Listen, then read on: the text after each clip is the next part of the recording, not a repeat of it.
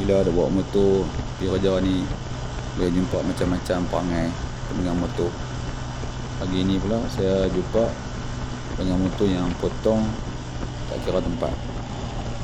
Saya pun duk potong orang juga banyak waktu pergi kerja pagi ni. Dia duk ligan masa. Tapi sampai dekat-dekat dengan lorong motor ni, maksudnya kita pelan sat. Kita bawa dengan jarak dan kelajuan yang selamat. Tapi ada yang dia tak kira, dia boleh potong, dia potong kiri ke, potong kanan ke, banyi boleh potong. Contohnya motor ni, mungkin akan ada orang kata sebab apa saya tak dapat kiri. Saya tak dapat kiri sebab ada line-line putih tu, dan memang ramai yang tak akan anggap line putih tu.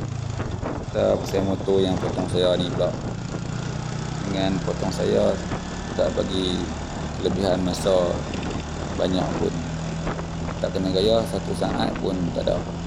Kalau depan saya tu kosong, tak ada motor, lainnya juga kan, dia boleh tekas lepas potong saya.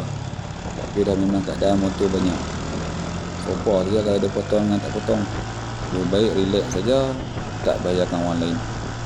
Kalau macam saya duk rajin tengok cermin, saya boleh tahu dia main. Kalau yang tak tengok boleh jadi macam-macam.